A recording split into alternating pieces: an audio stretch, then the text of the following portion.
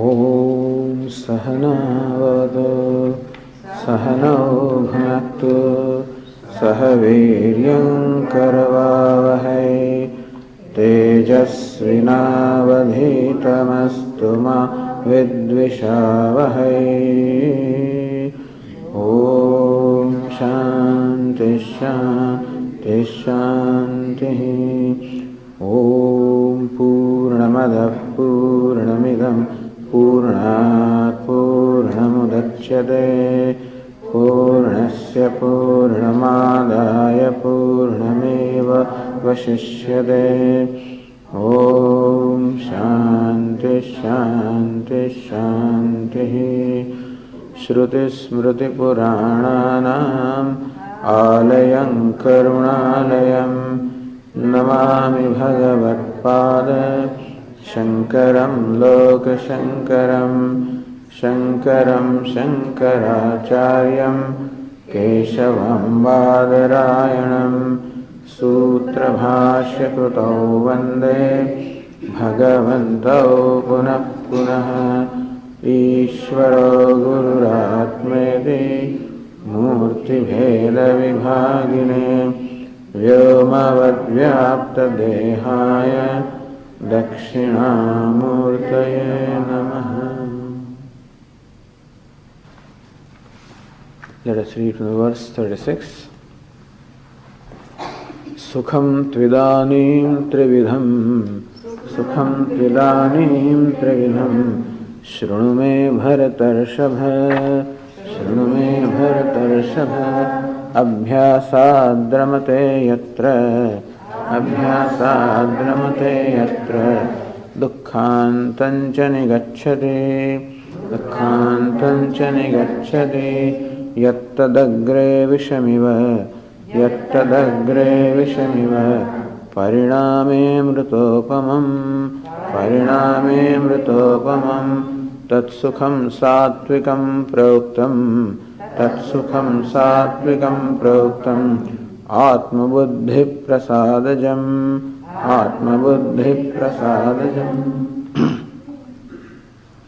tatsukham sattvikam proktam atmabuddhi prasadajam. That happiness that is born of the purity of one's own mind, or the happiness that is born of the clarity of the self-knowledge, that sukham or the happiness is called sattvikam, born of sattva. Sattva means purity, sattva means clarity. Therefore, when our heart is pure or the heart is clear, that means the impurities of rajas and tamas, represented by raga and dvesha, when the impurities are removed and the heart becomes a clear, transparent medium, then the happiness which is the self gets very clearly reflected in that.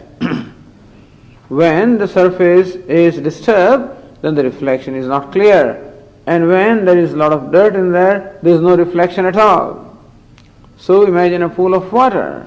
Then the heart is like the clear, transparent, undisturbed pool of water. Then what is at the bottom? Namely, the happiness that is the self, that becomes very clear. Therefore, sattvikam sukham. And since it is a happiness coming from one's own self, it is a happiness which is effortless. Therefore it is uncreated, and therefore it is everlasting. See, what is created must go. In order that something doesn't go away, in order that something ever remains, it should be uncreated. Uncreated means it must be already there, and then only it can be uncreated. If the happiness is already there, and that is my nature, that's the nature of myself, then how come I don't seem to experience it? Because it is like the sun. It is shining, but is covered by the clouds, and therefore we do not perceive the light. And so the self is ever full, ever of the nature of happiness, but because that happiness or fullness is covered by the clouds of raga and the dvesha, the likes and dislikes, rajas and tamas, and therefore, in spite of its being there, we do not experience it. Therefore, a human being concludes that unhappiness is my nature. Just because he does not experience happiness within, or whenever he looks within himself, he always finds an agitated self, an incomplete or inadequate self, an unsatisfied self. Therefore, he concludes that unhappiness is my nature and happiness is out there, and therefore he is seeking happiness from something other than himself. That will be the next fellow. But here, because of a clear intellect, the person knows that happiness I am seeking is not to be found outside of myself, is to be brought to manifestation from my own self, and therefore his effort is to remove the clouds of raga dveshas, born of aviveka, non-discrimination. And therefore by discrimination and by a proper way of life, at the intellectual discrimination, clarity about the goal as well as about the means, at the level of the action, also an action that is compatible to that goal, compatible to the attainment of what is already attained. So this sukham, the happiness of the self, can be categorized as the attainment of what is already attained. The attainment of the 10th man who is already attained. But somehow because of a false notion, he is thought to be unattained, and similarly also the happiness which is already attained, but because this false notion is thought to be unattained, attainment of the unattained, unattainment to be attained. This is the clarity. And therefore his life is one of the nature of getting rid of these obstacles of raga dvesha, that is his actions become means of dropping or letting go or giving up of raga dveshas. As a result, he gains a clarity of the mind, a clarity of the heart, and therefore the happiness which is one's own nature becomes very clear. It keeps on becoming clear. It's not that someday I will become happy. As this process goes on, you keep discovering the happiness that is yourself or the freedom. And then, when no impurities remain, that happiness just becomes very clear, naturally expressing uncreated. And then, with the teaching, the knowledge that happiness is myself is not difficult. When there is an experience of happiness within myself, which experience is without any reason, I am happy just by my nature, because the mind is clear, then when the teacher tells me that happiness you are, it is very easy to understand. So this clarity of the mind with the help of teaching results into the knowledge of the self. But even without the knowledge of the self also the person is happy, because his heart is clear. And so it is a happy mind that can discover the happiness that is the self. It's a pure mind that can discover the purity that is the self. And therefore, Sattvikam Sukham, the Sukha, the happiness, born of Sattva, born of clarity, can be understood in two ways. It is a happiness born of the clarity of the mind, leading to the happiness born of the clarity of the self. So clarity of the mind also makes me happy, and then of course the self-knowledge makes me happy forever. Atmaniyeva Atmana Tushtaha. That's why Lord Krishna describes the wise person as Atmaniyeva Atmana Tushtaha. One who is satisfied with himself by himself. And therefore, Pariname Amritopamam. And therefore this pursuit leads to what we call an abiding happiness. Because it's a happiness which is uncreated, and therefore which ever remains.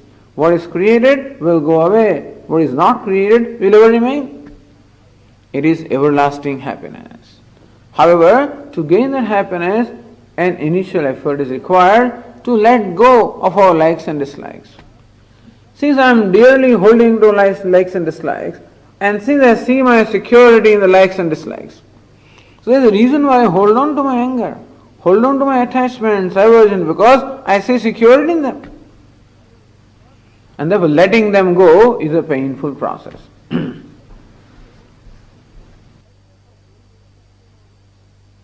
Value for gaining a control over yourself. When you value for making your mind abiding in the self, that every time you are able to assert yourself, assert your dhruti, your fortitude, and are able to restrain your likes and dislikes, you feel happy.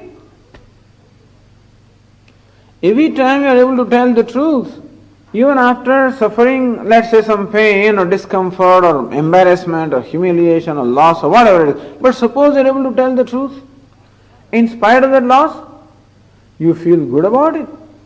Actually, you have self-worth. You feel happy about yourself. There may be some pain. Yeah, if I don't have value of it, then it's painful. If I speak truth but I do not have value for speaking truth, the value of value is not understood, then practicing value becomes very painful because there is only a loss and there is no gain. And I see other fellows getting away by being dishonest, and I am honest and I stand to lose, and there is pain.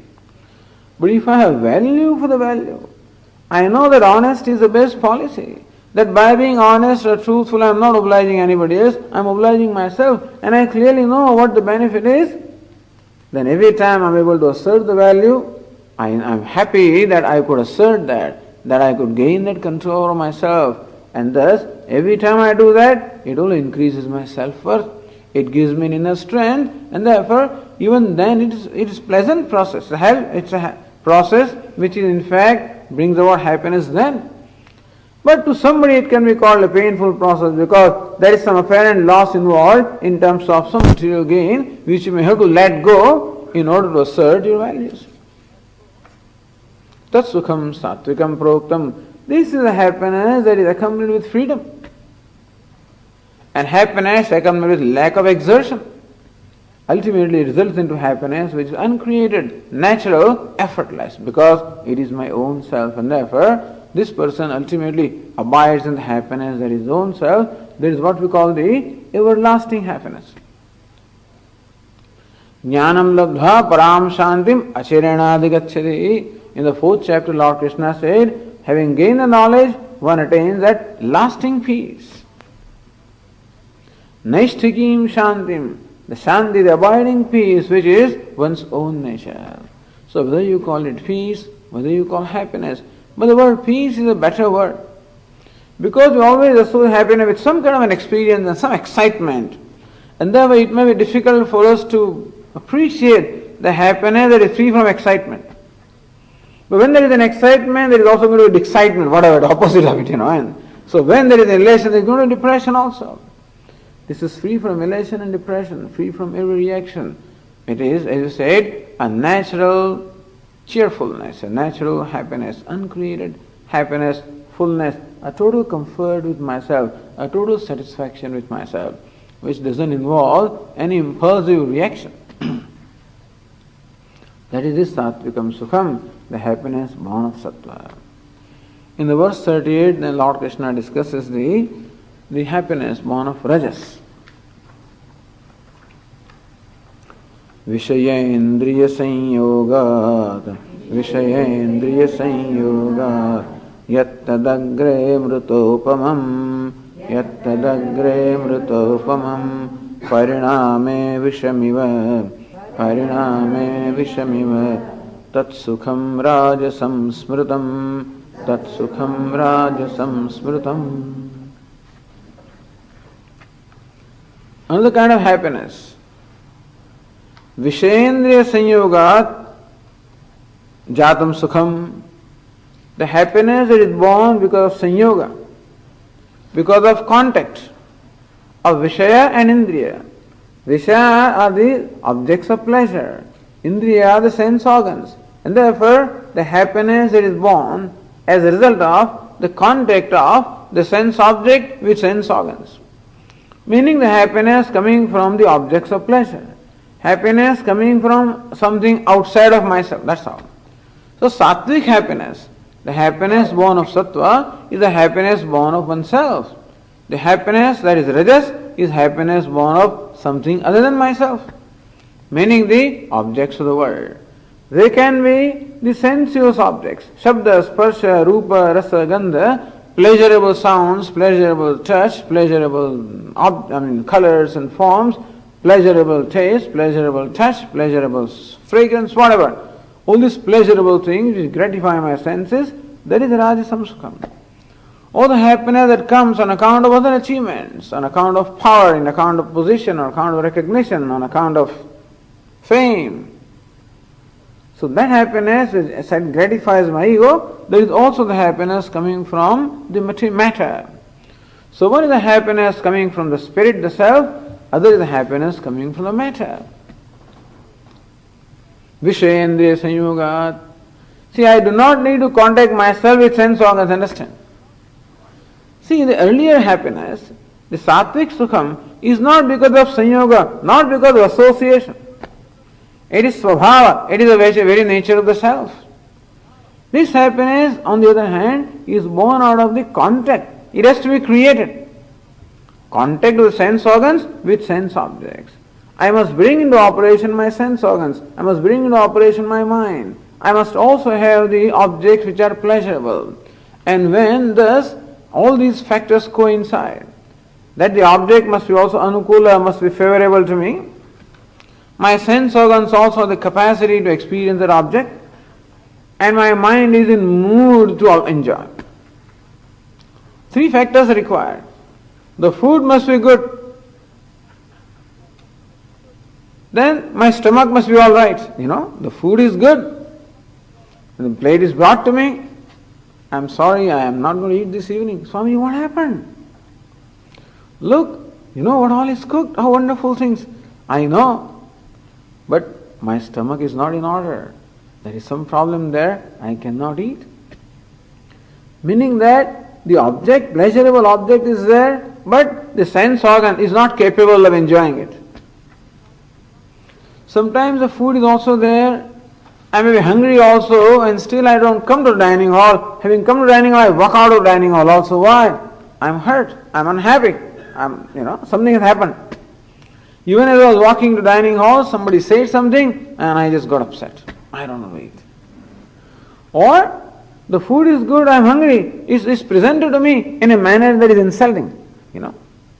Suppose, I don't know, I'm standing there in line and somebody threw something in my plate. I don't know, somebody did something. Or I thought somebody did something. I got hurt. I don't know to eat. That's it. I walk out. So mind is not in mood. So object must be likable. My sense organ with which I experience it also must be in proper order. Must have the capability. And my mind also must be in mood. When these three factors coincide, this is not easy for three things to coincide. They are in alignment. Not easy. But if that happens, then there is an experience which we call the experience of happiness. It is a sensation. See, the happiness coming from the self is not a sensation. This is a sensation. It's a kick that you get. It's a sensation that you get. It is something that is created. That is happiness. And Lord Krishna says, Yat tadagre amrutopamam. That which in the beginning is like nectar, is very sweet. Because it does not require any control over the self. I love to eat, the food is there, and I eat it, I enjoy it, and I am happy. And therefore, experiencing this pleasure, I am just in a mood to go to a movie, forget about everything, let's go to the movie, go and enjoy. Enjoy a movie, go to a restaurant, enjoy this, enjoy all kinds of things, the rap music, whatever it is, so enjoy that. Whatever you feel like, enjoy it. So here is a person who follows the impulses. As the impulse comes, he follows the impulse and enjoys it, has a good time. And therefore no exertion is involved, no self-control is involved. I don't have to keep any of my mind or my impulses under restraint. I can allow my impulses or my moods to just have a free expression. And therefore, it is very convenient, it is very easy. It is, therefore it is said in the beginning, it is very sweet. Because I need not have any control or any restraint over myself. And this is the cult these days. It's pleasure. And therefore, enjoy what you want, as you want, when you want, however you want.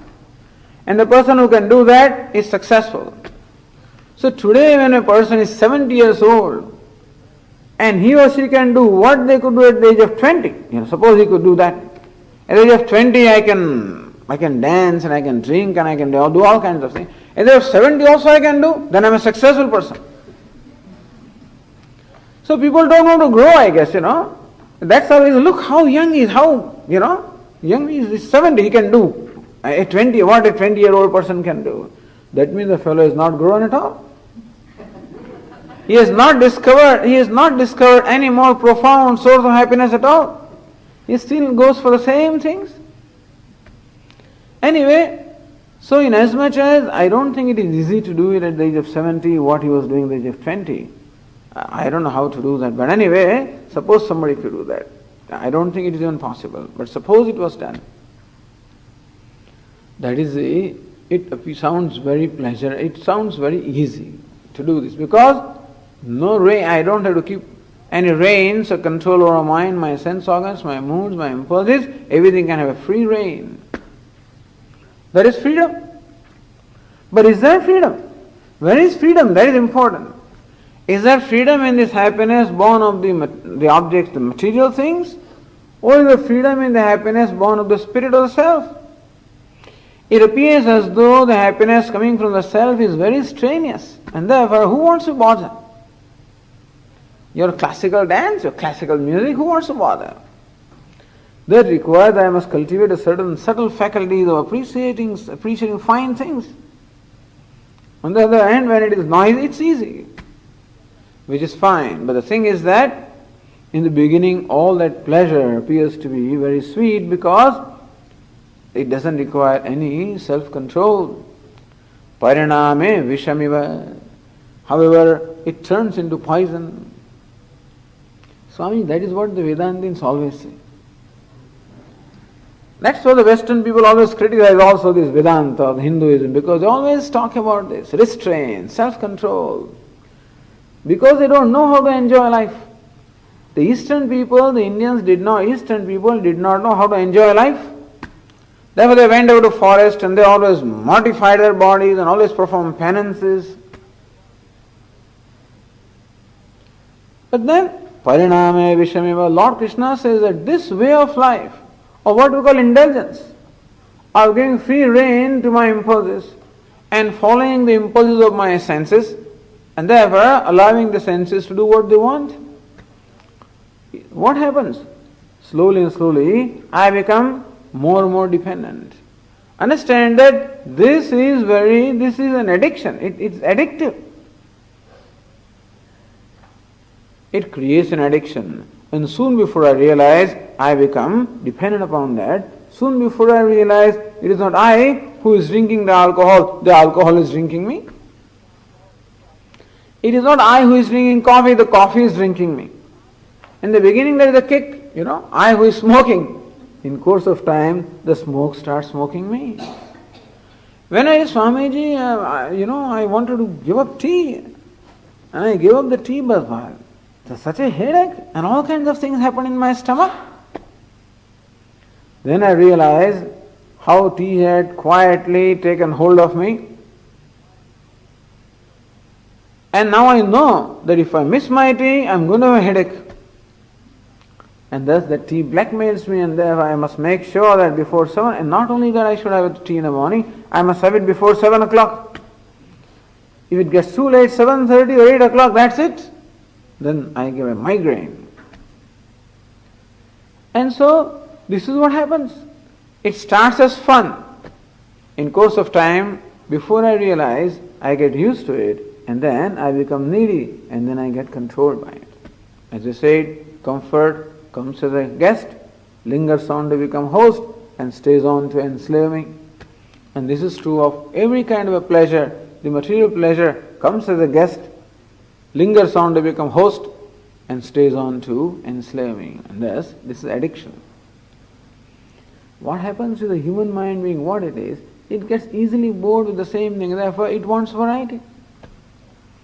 Also it's a fanciful mind, and therefore it likes it for a few minutes, then it just changes its mind and it doesn't like it.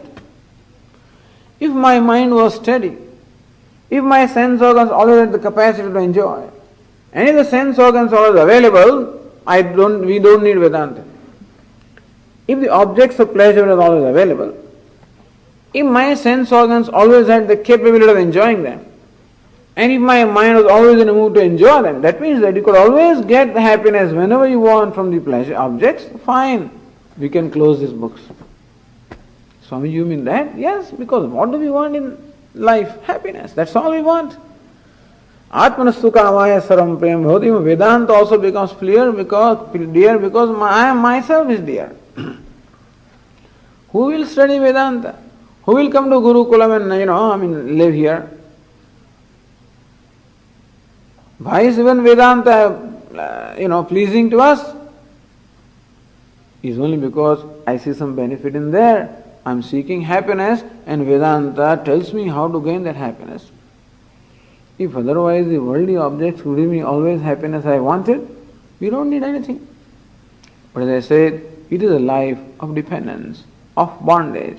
And thus, as I indulge, as the indulgence continues, I become more and more addicted to that, and I get controlled by them.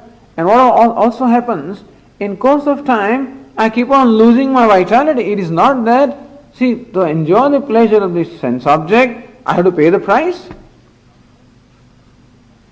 It is that, in my food also I add this chili and spices and oil and the red powder and all kinds of gunpowder and all sorts of things. It's enjoyable. Next morning my stomach tells me what is what. After 2 hours it may tell me. I must pay the price for every material pleasure, understand that. And that's the reason why Shankaracharya says here, Bala, Virya, Rupa, Prajna, Medha, Dhana, Utsaha, Hani Hetutvat. There is loss of strength, loss of vigor, loss of beauty, loss of wisdom, loss of memory, loss of wealth, loss of enthusiasm. This is the price that one has to pay also, because I cannot enjoy something unless I am paying the price in terms of my vitality. And then Shankaracharya gives the picture also of a person who has lived a life like this. Angam galitam palitam mundam dashana vihinam jadam tundam vruddhoyati gruhitvadandam, describing an old person. Angam galitam, the body has become very loose and totally weak. Palitam mundam, hair has become grey, or hair has become without hair, whatever, hair has become grey, or lost the hair. Dashana vihinam jatam tundam, the mouth is without the teeth. Vruddhoyati gruhitvadandam, he is not able to carry his own weight, and therefore he has a staff in his hand, and with which he is walking. This is a picture of an old man which is walking. That is not really anybody's fault that a person grows old. The problem here is what? When a person grows old, we expect that he also has grown in his maturity. Tadapina manchati asha pindam.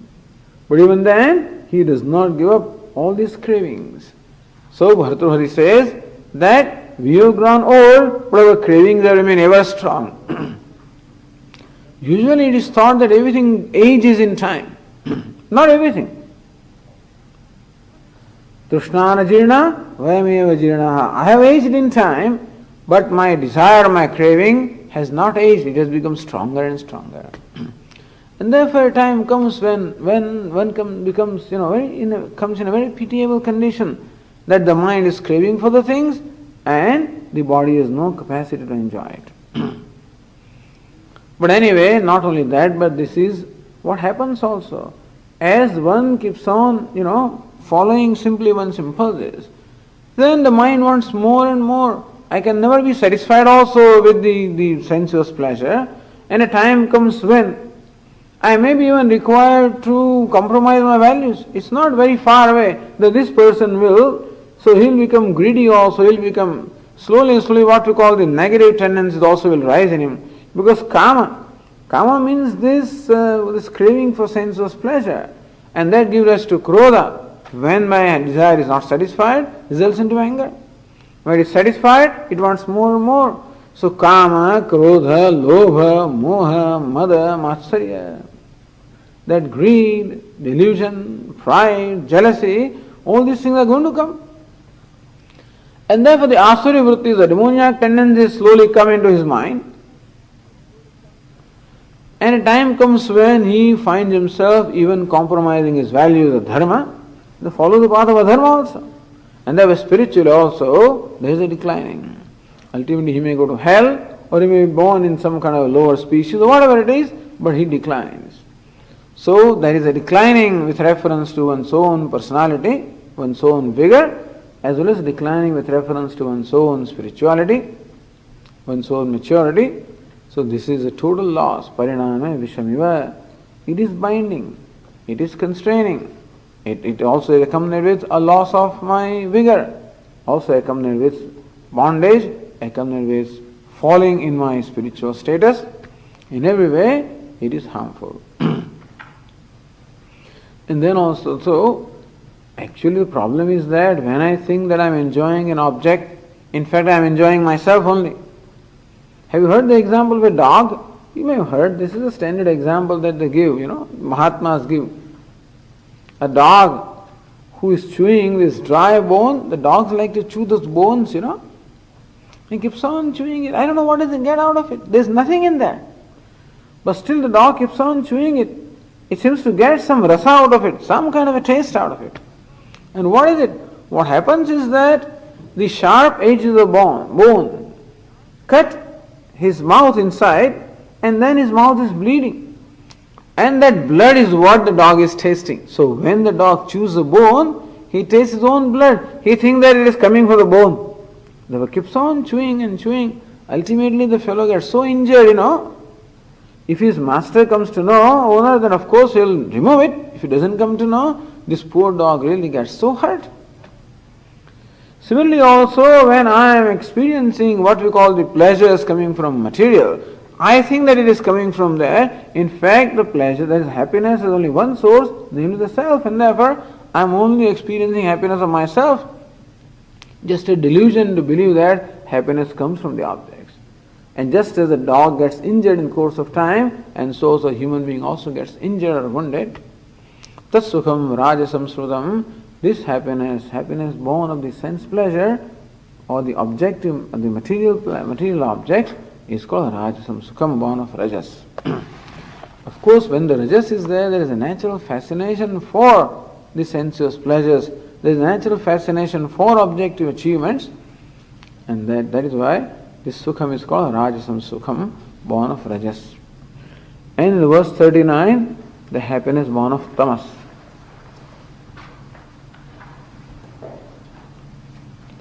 Yadagre chanubandhe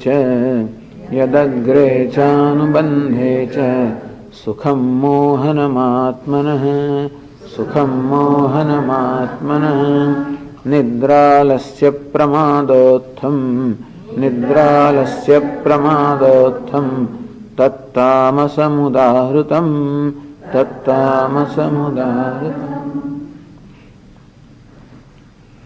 The happiness which is agre anubandhecha atmanah mohanam, that sukham, that happiness which in the beginning as well as end is self-deluding. There is no happiness, there is a delusion of the happiness. In Satvikam Sukham, happiness coming from the self. Rajasam Sukham, happiness coming from the matter. Tamasam Sukham, a delusion of happiness. I think there is some kind of an experience of happiness. In fact, there is no happiness, a delusion of happiness. Nidra, alasya, pramadotham, born of sleep. Nidra, alasya, laziness. Pramada, inadvertence. This happiness is called tamasam sukham, the happiness born of tamas. You see, this happiness born of dropping out, happiness born of the relief that one gains when you just give up something difficult. Typically in India, when the annual examinations are coming, particularly the board examinations are coming, and the children are working hard for the whole year, and then at the end, looks like this boy, that he won't be succeeding, he cannot succeed in the examination, and therefore he declares to his father, just a day before the examination, Dad, I have taken a drop. Meanwhile, I am not going to appear for the exam next year. And there is a tremendous relief taking a drop, because it's a lot of strain, and therefore just dropping out. So this is also some kind of happiness. What's happiness? Happiness of not having to undertake any strain or stress. And so this is a tamas fellow. A person whose mind is predominant in tamas has a tendency to avoid things, avoid any kind of a pain, avoid any kind of a strain, avoid any exertion. So it is not that he enjoys any happiness of the self, but he doesn't want to take any trouble. He doesn't want to exert, that's all. So this is called laziness or lethargy. the lethargic person. He also has some happiness. I mean, all right, he can sleep well. That's one good thing about him also. And therefore, anytime he doesn't, goes to sleep, that's all. And then he doesn't have to face the realities of life. How to avoid facing realities of life? That is tamas. Fighting with realities of life, rajas. Understanding and being comfortable with realities, sattva. Not understanding and therefore fighting with realities, rajas. And avoiding realities, tamas. So realities are there in the life. Understanding them and discovering comfort with them, sattva. Not understanding properly and fighting with them, struggling with them, rajas. And avoiding them is tamas. So this tendency to avoid anything that is difficult is the tendency that is there in a person in whose mind there is tamas. Every now and then each one of us does it. It is not that this is a trait of a particular person. But yes, a person having more of tamas will be doing it more often. But everybody has tamas, and every now and then we find ourselves, I don't want to do that. Swami, I don't believe in that, So when there is something difficult which I think I should do, there is a duty. It's not that we necessarily have to do difficult things. But sometimes what we are required to do is a little difficult. What we call the duty, what the situation calls for in terms of the response, that is what we call duty. Sometimes that is difficult or painful. It involves exertion. It involves physical exertion. It may involve even the mental exertion. And since I want to avoid exertion, I avoid the duty. Justify why I should not do that. So this person will also find justification of why they should not do it. And then, having justified to themselves, then he doesn't do that, there is also a relief. It is like this, that I am climbing up a hill. When you go to Himalayas, you go to Kedarnath and Yamunotri, and then there is a trekking involved there. Say 12, 15, 18 kilometers of trekking. And maybe you have your backpack and things like that and you're trekking, and then you get tired. You take your backpack and just put it on a stone on the side, and then there is a relief. Similarly also in life, there is a lot of struggle sometimes, and therefore just drop it. Avoid it. Drop out. So avoiding something, dropping out of something, all of these also has a value of at least avoiding pain and therefore giving me a relief. It is not happiness, but somewhat a delusion of happiness. Yadagre chanubande cha, which in the beginning as well as the end is only deluding. Nidralasya pramadottam, the sukham, the happiness born of the sleep, born of laziness, born of inadvertence. Sometimes person is not lazy, he is quite active. See, there are two things, alasya and pramada. Alasya means laziness. I know what is to be done and I don't do that. I don't feel like doing it, Swami. I'm just not interested. I'm not motivated. Don't feel like doing, and therefore you don't do. The pramada, inadvertence is a different thing. This fellow is very busy, but busy doing wrong things or busy doing useless things. What he should do, he does not do, because it is, sometimes, writing letters and writing certain things that we don't enjoy much, or doing certain tasks. So what you do something else. You write some letters which are, not very important. Do some other tasks, start cleaning the house and stuff like that, and then, so you keep yourself busy all right, but doing something different from what you should have been doing. I know that I should do meditation in the morning, that's okay. I go for jogging, I do something, but then avoid something difficult, that's all. I know meditation is very boring, or it's just whatever, and therefore avoid it. Although Lord Krishna said, Abhyasa dharmate yatra, keep on practicing, then in course of time you'll discover the joy of it. But practicing becomes a little painful, then avoid it. Yoga, we start doing it, 3 days, 7 days it goes on, and then ultimately, it means what? You have to wake up 1 hour early, and it's difficult to give up bed, particularly when it is winter, and then it is cool and very pleasant, and who wants to give up the blanket, and therefore it doesn't matter. And when I close my alarm, I have 1 hour, if I had to do my yoga or exercise or jogging or anything, I would have to wake up 1 hour early. And when that morning I decide, today I'm not going to do that. And what an amount of relief there is. I set my alarm and go back to sleep happily. And so, there is also happiness. Happiness of avoiding something that is painful. Or, instead of doing the meditation in the morning, or doing yoga, I wake up that time all right. But instead of doing yoga or meditation, I start writing letters, something like that. Something else, which doesn't require any exertion. Avoid something that involves my exertion or that requires my attention and doing something else. There is also another way of escaping the unpleasant. So therefore, on our desk, the always difficult things pile up. You always leave them at the end, and then easy things you always address. So on the managerial desk also, whatever easy things are there, they do first. Difficult things are postponed. Ultimately what happens? It ultimately results into a crisis. If we had addressed the difficult thing to begin with and accepted that pain, we could have avoided a lot of pain later on.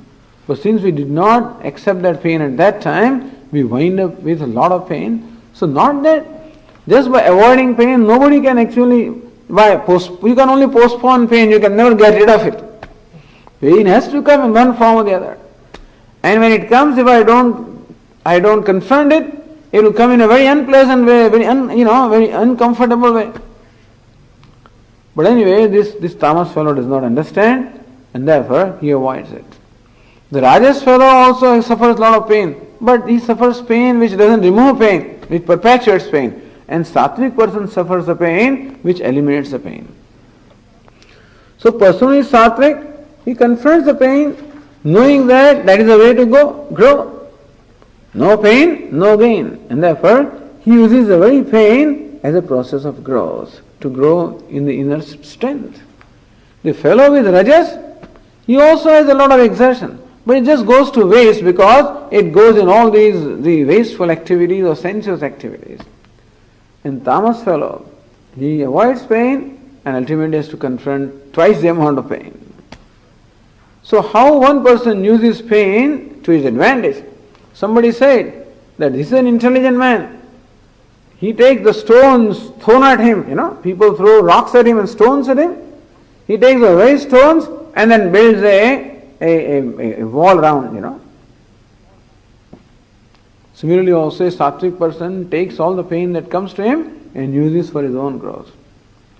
A person with rajas creates the pain unnecessarily and then perpetuates the pain. A person with tamas, he avoids the pain and ultimately invites it in much more enhanced measure. So sattvic, rajas and tamas. And thus Lord Krishna has discussed all the aspects or all the important aspects of our personality. For a summary of what has been done, that's the reason I was late in the class and I can see something is missing here in the copy. But anyway, so please come along and distribute this to the people here.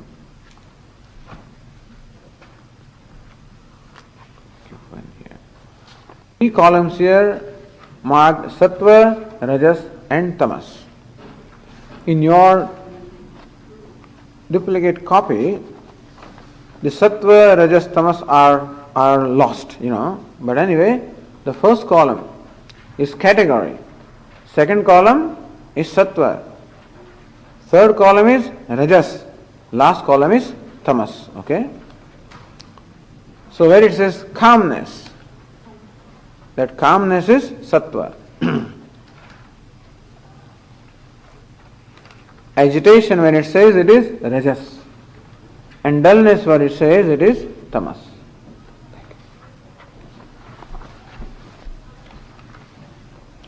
So Lord Krishna has discussed these 6 categories. Jnanam, karma cha karta cha. First of all, Lord Krishna said, I will describe to you Jnanam, karma and karta. Jnana means knowledge, karma means action, karta means the doer. And then, buddher bhedam dhruteshchaiva. The intellect and resolve of firmness, of fortitude. and Sukham Tvidanim Trividam Shrunu, happiness. These 6 categories Lord Krishna has described. Say knowledge, Sattvic knowledge, Rajasam Jnanam, Tamasam Jnanam. What is the knowledge that is Sattvic? One. So one who sees oneness, the knowledge with which one sees oneness, unity in diversity. Sarvabhuteshu yenekam bhavam avyayamikshate. One who sees the same person, the same self in all the personalities. One who sees unity in diversity. That means one whose knowledge is of the non-dual self, that knowledge is the Sattvikam Jnanam. That's the ultimate goal, Sattvikam Jnanam.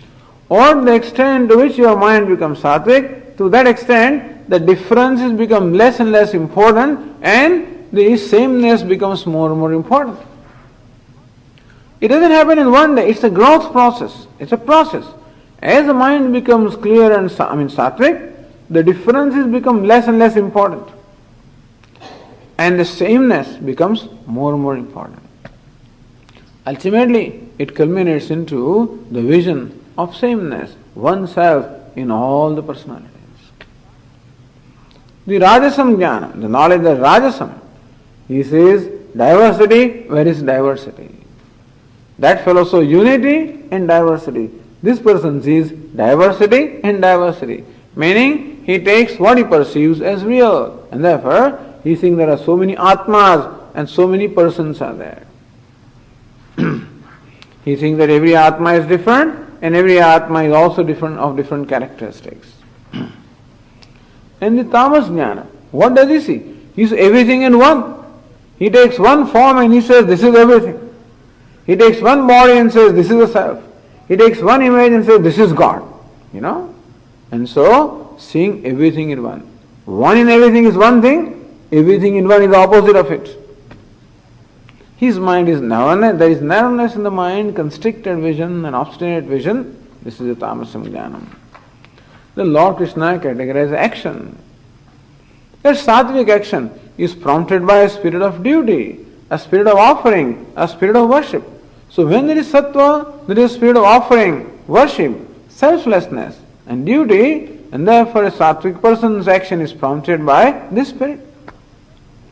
When there is rajas, there is desire, craving, as we said, insecurity, and therefore his actions are prompted by a person having rajas. His actions are prompted by personal desire. He has a personal agenda, attachment. For him the result is very important. For the sattvic person, the action is important. For the rajas person, the reward is very important. So he is attached to the reward. And his actions are self-centered. The actions of the sattvic person are going to be selfless. This person's actions are self-centered. And how about the tamas fellow? He does actions that are useless and thoughtless. It doesn't help him, it doesn't help anybody. They are generally thoughtless and harmful actions. In fact, it will hurt other people. That is the actions originating from a mind having tamas. The doer, the ego, karta, a sattvic person is a yogi. And therefore he is a spiritual person. Not only a religious person, but a spiritual person. Understand the difference between religious and spiritual person. A religious person is the one who follows the religious code of conduct. A spiritual person is the one who is committed to the growth of the self-growth, or spiritual growth. So his commitment is to the values of life, to the knowledge and to the values of life, and therefore a life that is dedicated to service, or dedicated to offering. And a person can be both religious as well as spiritual. A sattvic person is likely to be both spiritual as well as religious, but primarily a spiritual person. He is a yogi, and he is a person who is a giver. He is always diligent, graceful, composed. Whether the results are favorable or not favorable, he is composed in his mind. Maintains what we call a calmness or sameness of the mind. This is a sattvic person. The person with rajas is not a yogi, he is a bhogi. Therefore he performs action for bhoga, for materialistic pleasure and for materialistic achievement. He is an ambitious person, materialistic ambitions. The sattvic person is giving, this fellow is demanding. Sattvic person is selfish, this fellow is selfish. Sattvic person is graceful, calm, composed, this fellow is reacting. This is the Rajas person. And Tamas fellow, again, he is a useless fellow. Not only he is deceitful, he is wicked, his mind is unsteady, and he is harmful and hurting. That is the person with tamas. Intellect. Sattvic intellect. There is clarity, discrimination, objectivity. This intellect is clear about the goal, that yes, what I am seeking is moksha, and clear about the path, that renunciation is the way of life. Tyagene ke amrutatva manushuhu. It is a tyaga or spirit of renunciation or giving or offering that a person actually gains moksha, and that is clear about the goal as well as about the path. The person with rajas, that intellect, has lack of clarity. That thinks that the moksha means going to heavens or happiness means gaining material things, and therefore he sees his happiness and security in the matter, and therefore he is always running after chasing them. His mind is a projecting mind. He projects happiness where it is not and then runs after that.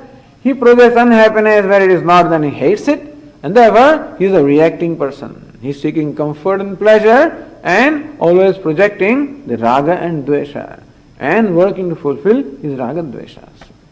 The sattvic person works to eliminate raga dvesha. The rajas person works to fulfill the raga dvesha. And the intellect of the tamas, there is a false understanding. What is dharma, he interprets that as dharma. What is dharma, he interprets as dharma. What is wrong, he interprets that as right. What is right, he interprets as wrong. This is the intellect of a tamoguni person. Then dhruti, the fortitude or firmness or resolve. You hold on to something. Sattvic person hold on to moksha. He holds on to values. Because there are forces which come in your way, and therefore if you are not very firm, it will drop. If you are not firm about things, then you won't be able to hold on to things. Like Harishchandra, he was firm about his truth, and doesn't matter what happens to him. And if his wife also has to be given up, if child also has to be given up, anything that is to be given up, he holds on to the truth. Nachiketa holds on to the truth. It means his life is to be given up, okay. Rama holds on to his value. The kingdom is to be given up, okay. So that kind of a holding on to righteousness, to the truth, to the values, this is the intellect with sattva. Because it knows the value of values. That's the reason why it holds on to values. It holds on to moksha. And therefore, there is what we call the self-control. There is the integration of the mind. There is the concentration of the mind, ultimately leading to what we call samadhi or focusing or abiding in the self. Whereas a person with rajas, what does he hold on to? He holds on to pleasure and comfort. That's what he holds on to. Sattvic person holds on to moksha. The person with rajas holds on to comfort and pleasure. And therefore, he cannot hold on to values. He can hold on as long as they don't oppose his comfort and pleasure. But when pleasure and comfort are threatened, he drops the value. He holds on to comfort, holds on to pleasure. Very important. What do we hold on to in our life is extremely important. Person with rajas holds on to pleasure and comfort. He is given to impulses and therefore a very impulsive person. And the person with tamas, he holds on to what? He holds on to his fear, holds on to sorrow, holds on to pride. That's all, regardless of. These fellows cannot enjoy anything, He cannot enjoy what he has. He always looks at somebody else and then he's always jealous. He's always dissatisfied, always complaining, always fearful. He holds on to that. And with pride, he justifies it all. That is the resolve or the dhruti of the tamas person. And finally, happiness. Sattvic person, happiness, sattva, arising from the self. Rajas, arising from the matter. So happiness, that is sattvic, arises from spirit. Happiness, that is rajas, arises from matter. And happiness, that is tamas, doesn't arise from anywhere. It's the delusion of happiness. Just a waste of time. What do you do? Is it just, And so sleeping is a waste of time. Laziness, inadvertence, alasya, pramada, waste of time. Sleeping for the sake of rest is okay.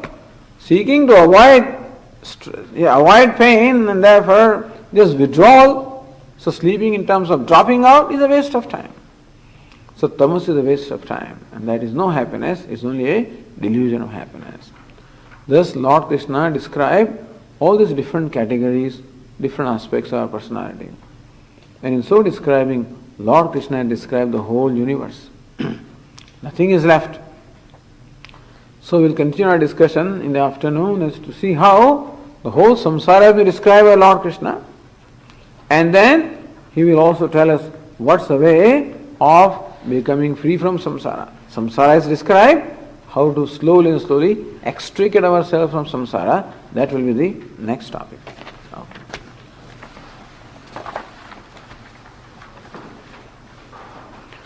Om Purnamadah Purnamidam Purnat Purnamudachyate Purnasya Purnamadaya Purnameva Vashishyate. Om Shanti Shanti Shanti. Shankaram Shankaracharyam Keshavam Vadarayanam Sutra Bhashya Krutau Vande Bhagavantau Punah Punah. Ishvaro Gururatmedi Murti Bheda Vibhagine Vyomavadvyapta Dehaya Dakshinamurtaye Namaha. Om Shanti Shanti Shanti. Hari Om. Shri Gurubhyo